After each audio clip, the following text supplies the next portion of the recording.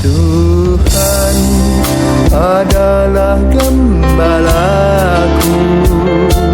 takkan kekurangan aku.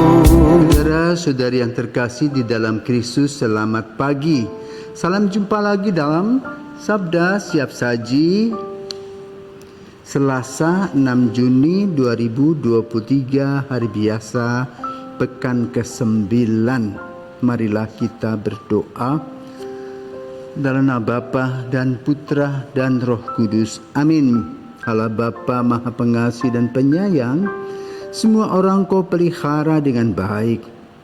Ajarilah kami agar dengan tekun dan setia berusaha membahagiakan sesama dengan pengantaraan Tuhan kami Yesus Kristus Putramu yang hidup dan berkuasa bersama Dikau dalam persatuan Roh Kudus Allah sepanjang segala masa. Amin. Tuhan bersamamu dan bersama rohmu. Inilah Injil Yesus Kristus menurut Markus. Dimuliakanlah Tuhan. Markus bab 12 ayat 13 sampai 17. Pada waktu itu beberapa orang Farisi dan Herodian disuruh menangkap Yesus untuk menjerat dia dengan suatu pertanyaan. Orang-orang itu datang dan berkata kepadanya, "Guru, kami tahu Engkau adalah seorang yang jujur, Engkau tidak takut terhadap siapapun sebab Engkau tidak mencari muka, tetapi dengan jujur mengajarkan jalan Allah. Nah, bolehkah kita membayar pajak kepada kaisar atau tidak?" Tetapi Yesus mengetahui kemunafikan mereka lalu berkata kepada mereka, "Mengapa kalian mencobai aku? Tunjukkanlah suatu dinar untuk kulihat."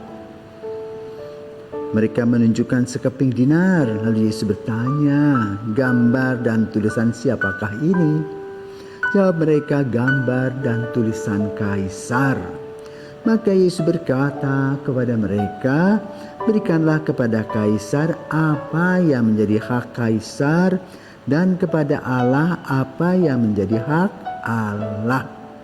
Mereka sangat heran mendengar dia. Demikianlah sabda Tuhan. Terpujilah Kristus. Saudaraku terkasih, dalam bacaan ini kita bisa melihat dari beberapa segi. Pertama, secara intelektual Yesus cerdas. Maka dia menjawabnya pas. Kedua, secara sosial. Rakyat jelata dikenai pajak. Yang menikmati para orang besar. Caranya dengan sistem prosentase atau dengan angka yang sudah ditentukan oleh kekaisaran. Ini pada zaman Yesus.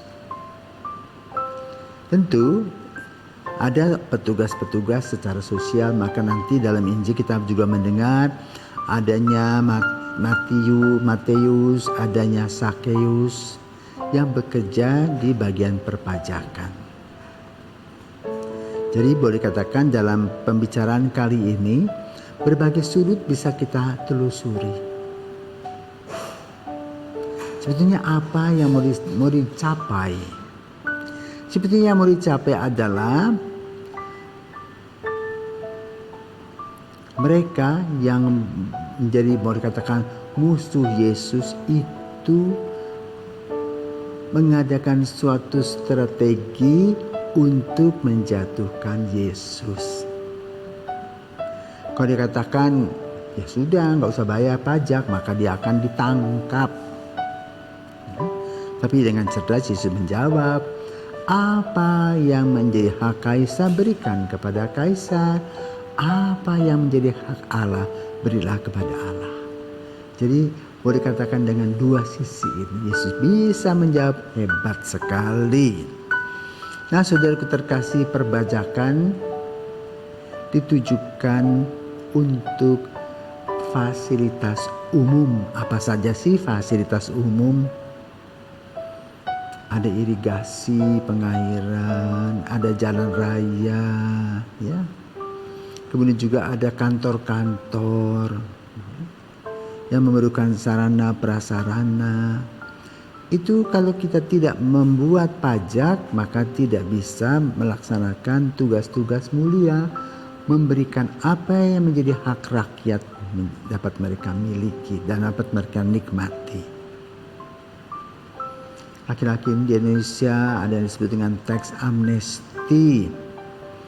Dengan awal pemberitaan, ayo semua rakyat melaporkan apa yang menjadi hak milikmu. Dengan batas tertentu tidak akan dikenai pajak, lalu naiklah 5%. Dari 5% naik lagi 10%, naik lagi 25% dan seterusnya. Supaya orang melaporkan pajak itu, dan pajak itu dikumpulkan untuk kesejahteraan bersama. Jalan-jalan yang licin, ya, bahkan untuk penggajian pun dan PNS misalnya, itu diambil dari perpajakan. Karena itu kita juga harus rajin dengan keterbukaan yang luar biasa, menuliskan apa yang kita hasilkan dan berbagi dengan pemerintah. Namun, pemerintah pun atau pejabat-pejabatnya harus jujur. Maka boleh katakan konsep disiplin, jujur, tanggung jawab ini yang penting. Transparansi, keterbukaan itu penting. Untuk Yesus sendiri, Yesus begitu polos sehingga menghadapi siapa saja dia tidak gentar. Karena kepolosan hatinya, tidak punya apa-apa. Dia hanya ingin supaya orang lain mendapat hak-haknya, menikmatinya. Karena itu adalah visi dari kerajaan Allah, yaitu keselamatan, damai sejahtera. Tapi sering orang menerjemahkannya secara berbeda. Maka terjadilah konflik kepentingan. Nah, dalam Injil pada hari ini sebetulnya ditampilkan konflik kepentingan. Tetapi Yesus ini amat sangat cerdas, bisa meramu, bisa merangkul semua orang dengan perkataan emasnya. Berikanlah kepada Kaisar apa yang menjadi hak Kaisar, berikan kepada Allah apa yang menjadi hak Allah. Hebatnya di sinilah Yesus. Maka kita perlu belajar kecerdasan intelektual, kejernihan hati, kejujuran dan kepolosan diri akan membawa kebijaksanaan seperti yang dilakukan oleh Yesus. Semoga kita senantiasa melihat Yesus sebagai contoh teladan kebijaksanaan, kecerdasan dalam meramu kehidupan ini. Selamat pagi, Tuhan memberkati.